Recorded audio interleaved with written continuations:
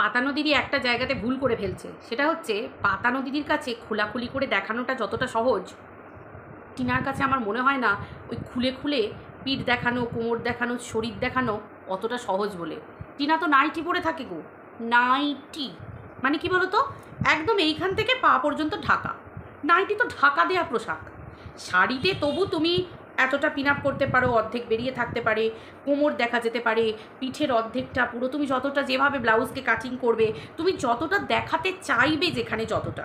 শাড়ি পরলে, শাড়ি যেমন একটা ভদ্র পোশাক, শাড়িটা কখন ভদ্রভাবে ব্যবহার হয় জানো? আগেকার দিনে এক গলা ঘোমটা, মানে এক গলা ঘোমটা, তারপরে পুরো একদম জড়িয়ে সে আটপৌরে শাড়ি পরা, সেখানে না কোনো কিছু দেখতে পাওয়া যেত না। কিন্তু এখনকার দিনে তারপর আমাদের এই পাতানো দিদি যেভাবে শাড়ি পরে, একটু হটি শাড়ি পরে আমাদের পাতানো দিদি, দেখো নি অনেক কিছুই চৌকি করে। হ্যাঁ গো বন্ধুরা, এখন ওই যে নাম উঠেছে না ফ্যাশন, এটা স্টাইল, এটা আমার এরকমভাবে পড়তে ভালো লাগে। তো পাতানো দিদি শাড়ি পরাটা একটু দেখবে বেশ হটি। আসলে আমাদের পাতানো দিদি একটু নটি না, ওই জন্য একটু হটি। নটি একটু নয়, পুরোটাই নটি আমাদের পাতানো দিদি। তো যাই হোক, পাতানো দিদির কাছে যত সহজে বলে দেওয়া সহজ যে দেখা পেছন দিকটা দেখা, তো ওই এরকমভাবে টিনা না চট করে পেছন দিক দেখাতে অভ্যস্ত নয়। দেখেছো তো, টিনা একদম গলা থেকে পা পর্যন্ত নাইটি পরে থাকে, টিনার বৌদি পরে থাকে, টিনার মা পরে থাকে, সবাই পরে থাকে, ওদের আবার দেখানো স্বভাবটা খুব একটা নেই কি না। তো চলো বন্ধুরা, ওয়েলকাম টু ভিলিজ ব্লগ। আশা করি তোমরা সবাই খুব ভালো আছো, আমিও বিন্দাস আছি।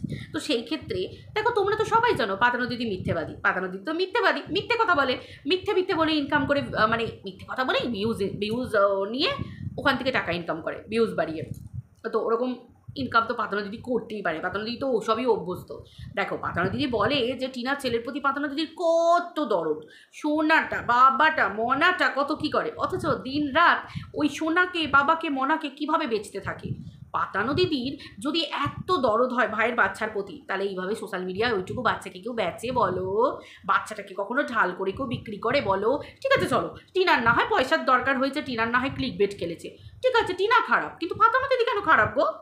আসলে পাতানো দিদি তো এটাই চায়, সেই জন্যই তো পাতানো দিদি পরের সংসারে ক্যামেরা নিয়ে আবার সংসার ভাঙাতে পাতানো দিদি এক্সপার্ট, তাই না?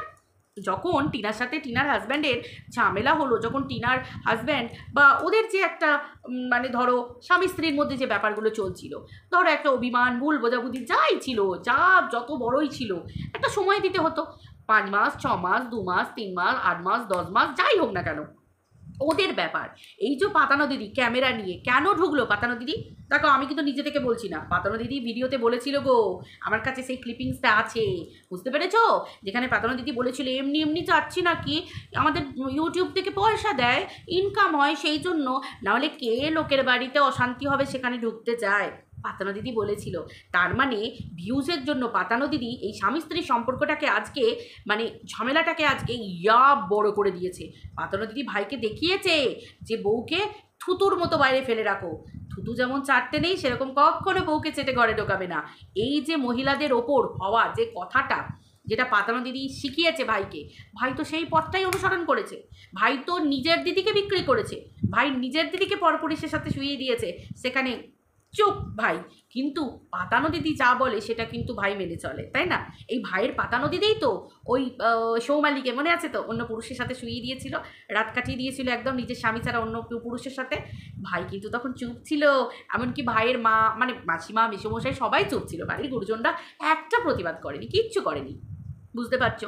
এখন অনেক মানুষ বলছে যে কিরে টিনু, তোর যে 498 হয়েছিল তখনও তো তুই কোনো প্রমাণ দেখাতে পারিসনি। এক্স্যাক্টলি সেটাই তো, তাই সেগুলো একটু আইনের উপর ছাড়া থাক না। যে বেচুর ভিডিওগুলো তো পাবলিক আছে, এবং বেচুর ভিডিও যেগুলো বেচু প্রাইভেট করেছে সেগুলোও সব কিছু আছে প্রশাসনের কাছে।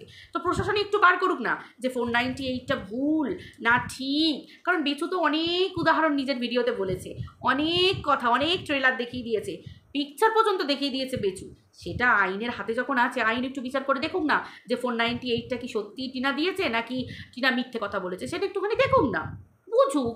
আইনের হাত তো লম্বা, এগুলো তো আইন বিচার করবে। যে 490 টিনা গেল, একটা মেয়ে বলে কি সব ক্ষমতা আছে নাকি? অত নেই এখনকার যুগে, মেয়েদেরকেও প্রমাণ করতে হবে যে তুমি সত্যি মিথ্যে বলছো না মিথ্যে কথা বলছো, সেটা আইনের উপর ছাড়া থাক না। ও বাবা, তোদেরকে তো আবার সেটাকে চেটে চেটেও খেতে হবে, তোদের তো আবার সে অকাতও নেই, কারণ ওই তো টিনাকে বিক্রি করেই খেতে হবে। বাবা মাগো, নাহলে তো আবার ভাতও উঠবে না, আবার পরিবারে কেউ কেউ আছে আবার বাবা মার মুখে খাবারও তুলে দিতে পারবে না পরিবারের পক্ষে। কি অবস্থা, মানে এদের অকাতগুলো আমি খালি ভাবি কোন জায়গায় নিচে নেমে পড়েছে। হ্যাঁ, যাকে বাদ দাও, সেটা না হয় বাদ দাও। আসল কথা হচ্ছে এই যে পাতানো দিদির কথাই আমি বলছি। পাতানো দিদি এখানে লঙ্কা গুঁড়ো দিয়ে দেবো, গলাটা টিপে দেবো, দরকার হলে এখানে ওই করে দেবো। আজও পাতানো দিদি বলছে দরকার হলে এখানে গিয়ে ওখানে এই করে দেবো, এখানে গিয়ে বলে আসবো, ওখানে গিয়ে বলে আসবো, পাড়ায় গিয়ে বলে আসবো। ও পাতানো দিদি, একটু দেশে আইন কানুনকে ভয় পাও? কি ভাবছ তোমার উপর কোনো বড় কেউ বসে আছে, মাথার হাত আছে? আরে দেখতে পাচ্ছ তো চারিদিকে কি অবস্থা। আইনের কাছে কোনো আমলা, মিনিস্টার, মন্ত্রী কেউ না। দেখছো তো সবাইকে সিবিআই সবাইকে সিবিআইয়ের কাছে সবাইকে যেতে হচ্ছে, বুঝতে পারছো? সুপ্রিম কোর্ট, হাইকোর্ট এসবের আওতায় সবাই পড়ছে। আমাদের পাতানো দিদির মধ্যে না একটা কাজ করছে যে আমার মাথার ওপর এ আছে, এ আমাকে বাঁচিয়ে দেবে, আমার মাথার ওপর উ আছে, উ আমাকে বাঁচিয়ে দেবে। পাতানো দিদির এই ধারণাটাই তো ভুল। এটা পাতানো দিদিকে যতদিন না তাড়াতাড়ি নিজেকে রেকটিফাই করছে, পাতানো দিদির কপালে তো নাচছে। কি নাচছে পাতানো দিদি সে দুদিন পর ভালো করে বুঝতে পারবে। এখন পাতানো দিদি একটু ভিউজটা কামিয়ে নিক যাক। আর দেখো বাবু, আমরা সাধারণ মানুষ, আমরা একটু ভালো টালো বাসি মানুষের একটু ভালো করে এসেছি, এতকাল খারাপ করতে পারবো? পাতানো দিদিকে যদি আইনের সঙ্গে লড়াই করতে হয়, পাতানো দিদিকেও তো পয়সা চাই নাকি? পয়সা তো চাই রে বাবা। এই যে বেচু এত বিক্রি করতে বসছে, কেন বিক্রি করতে বসছে? দেখো পরিষ্কার কথা, আইনের কাছে যেতে হলে, আইনের দ্বারস্থ হতে গেলে সবটাই তো প্রফেশনাল ব্যাপার না। লয়ার হ্যানা তানা যাই বলো না কেন, এগুলো প্রফেশনালি তাদেরও তো একটা এটা রুজি রোজগারের জায়গা। তাদেরকে পেমেন্ট করতে হবে, তাদেরকে টাকা পয়সা দিতে হবে, তাদের যোগ্য মানে যেটা মজুরি সেটা তাদেরকে দিতে হবে, তারপর তোমাকে কাজ করতে হবে। তো পাতানো দিদিকে এগোতে গেলেও তো পাতানো দিদিরও তো পয়সার দরকার, তাই না? কারণ আমরা অনেকেই দেখেছি পাতানো দিদির যখন বিপদে পড়েছিল, মানে পাতানো দিদির হাজব্যান্ডকে নিয়ে, তখন পাতানো দিদি সকলের কাছে টাকা পয়সা অনেকেই পাতানো দিদিকে হেল্প করেছিল। কারণ পাতানো দিদির যে কিছু নেই সেটা আমরা বুঝে গেছি, আর পাতানো দিদিকে এইভাবেই রোজগার করতে হবে, কিছু করার নেই। তাই পাতানো দিদিকে ততটাই যেতে হবে যতটা উনি করতে পারেন, ওনার লেভেল পর্যন্ত নামতে হবে। দেখো ভাই, পরিষ্কার কথা, বিয়ের সময় মেয়েদের না ওই যে বলি জন্ম, বংশ, পরিচয় সব কিছু দেখে মেয়েদের আনা হয়। কেন না? তোমার জন্ম, তোমার বংশ পরিচয়, তোমার জায়গা, কথা বলবে, অবশ্যই কথা বলবে। এবার দেখো, আমি এটাও বলবো না যে সবাই সবার মা বাবাই ভালো শিক্ষা দেয় কিন্তু সন্তান নিতে চায় না, নেয় না, মা বাবা শিক্ষা সন্তান নেয় না, সেক্ষেত্রেও কিন্তু ওই মা বাবা পর্যন্তই যায়। কেন বলো তো? কারণ আমি যদি কোনো ভুল কাজ করি, অবশ্যই তারা তো আমাকেই বলবে যে তোমার কি বলে যে মিলি, তোমার বাবা মা তোমাকে কী শিখিয়েছে? তোমার বাবা কি তোমাকে এটা শেখায়নি? তুমি কি করে বললে? এটা কি তাহলে তোমার বাবা মার কাছ থেকে শিখেছো? স্বাভাবিক, আমাকে এটা শুনতেই হবে। অতএব আমাকেও সেই কাজটা করতে হবে যে কাজটা আমার বাবা মা পর্যন্ত প্রশ্নটা না আসে। তো বাকিটা কি আর বলতে হবে, তোমরা তো সবাই জানো। তো কিছু বলার নেই, বুঝলে? এই রকম ধরনের কিছু বিকৃত মস্তিষ্কের মানুষ থাকে, যাদের কোনো ক্ষমতা থাকে না, যারা এরকম পরের বাড়ির সন্তান, মা বাবা এই সমস্ত মানে ভাঙতে পারে, এরা গড়তে পারে না। এইসব মহিলা ভাঙতে পারে, গড়তে পারে না। এই সমস্ত মানুষগুলোই দেখবে তাদের নিজেদের জীবনেও শান্তি নেই, খুশি নেই। এরা সব ছাড়া ছাড়া। সন্তান আছে, সন্তান কাছে থাকে না, এ থাকবে, ও কাছে থাকে না, পরিবারে এ আছে, সমস্ত পরিবার আছে, কিন্তু দেখবে নিজেরা হয়তো আলাদা থাকে, সেপারেট থাকে। এই রকম ধরনের কিছু বিকৃত মস্তিষ্কের মানুষ থাকে যারা নিজেরা নিজেদের জীবনেই হ্যাপি নয়। হ্যাঁ গো, তারা নিজেদের জীবনে হ্যাপি নয়, তাদের পরিবারগুলো একটুখানি খুঁজে তোমরা দেখো, কোনো দিক থেকে হ্যাপি নয়। সেটা স্বামী নিয়ে হোক, সন্তান নিয়ে হোক, ছেলে বৌমা নিয়ে হোক, মেয়ে জামাই নিয়ে হোক, আর পরিবারের অন্য মানুষদের নিয়ে হোক, এরা নিজেদের পরিবারকেও ধরে রাখার এদের ক্ষমতা নেই। খুব ধ্রুব সত্যি কথা। এরা শুধু জানে টাকা, আর এই টাকার পিছনে ছুটতে গিয়ে না এরা নিজেদের পরিবার তো মানে নিজেদের এরা ভাবে যে আমাদেরকে এইরকমভাবেই টাকা ইনকাম করতে হবে। কারণ যারা যেটাতে পটু, যারা যেটাতে মাহির, আমরা পারবো এরকম নোংরামি করতে? কখনো না। আমরা যারা ভালো পরিবার থেকে বিলং করি, আমাদের যাদের বাবা মায়ের শিক্ষা ভালো, তারা আমরা কখনো পারবো না এরকম করতে। আমরা পারবো অন্যের বাড়িতে অশান্তি হচ্ছে সেখানে গিয়ে আমরা নাক গলিয়ে দেবো? অন্যের পরিবারে গিয়ে সেখানে আগুন ধরিয়ে দেবো? তার বউকে বিক্রি করতে শুরু করে দেবো?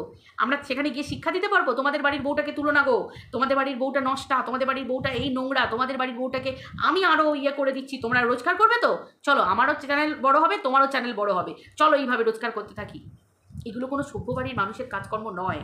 এগুলো যারা এই ধরনের মানে নোংরা পরিবেশ থেকে বড় হয়ে ওঠে, যারা নোংরা পরিবারের মানে অভদ্র পরিবার যাকে বলে আর কি, এইরকম পরিবার থেকে বিলং করে, তারা এইরকম ধরনের পরিবারে যায়।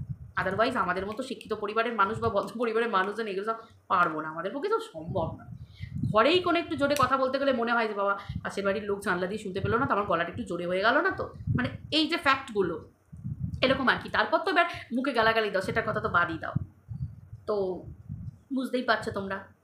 চলো, পাতানো দিদি এদের সব সম্পর্কগুলো, এদের সব সো কল দিদিরা খাচ্ছে, করে কমে খাচ্ছে, বুঝতে পারছো তো? মানে এদের অকাত এটাই যে এইভাবেই এদের করে কমে খেতে হবে। এদের নিজস্ব সত্তা, নিজস্ব বিচার বুদ্ধি বিবেক এগুলো কাজে লাগালে এরা পারবে না, এগুলো এদের কর্ম নয়, এদেরকে এইভাবেই খেতে হবে। টিনার মতো এরকম পর পর পর পর পর পর এরা ঠিক খুঁজে নেবে। মন্দিরা গেল, টিনা এলো, এবার আবার আবার নেক্সট কে আসছে দেখো, কার পিন্ডি চটকাবে, কার সংসার ভাঙবে। কাজই তো এটা, সংসার ভাঙবে, নিজেদের সংসারে টাকা ঢোকাবে, সংসার ভাঙবে, নিজেদের পরিবারের লোকের মুখে খাবার তুলে দেবে। এটাই অ্যাকচুয়ালি এরা পারে, আদারওয়াইজ এরা কিচ্ছু পারে না, কিচ্ছু পারে না। দেখবে লোকের স্বামীকে গালাগাল দেবে, লোকের সন্তানকে নোংরা কথা বলবে, লোকের কন্যা সন্তানকে অন্য পুরুষের সাথে শুইয়ে দেবে, এসবে এরা এক্সপার্ট। এমনকি বাপ মা, বাড়ির গুরুজনদেরকে পর্যন্ত এরা নোংরামি জায়গায় বসিয়ে দিতেও এরা একবারও ভাববে না। এটাই ঘটনা। তাহলে বুঝে নাও, এই সমস্ত মানুষকে যারা, যে পুরুষ সাপোর্ট করে তার কাছ থেকে স্ত্রীকে সম্মান দেয়া আমরা আশা করতে পারি? কখনো আশা করতে পারি না, কখনো আমরা আশা করতে পারি না। তবে হ্যাঁ, আইনের ওপর ভরসা রাখো, অবশ্যই অবশ্যই ভরসা রাখো, এইটুকু বলবো।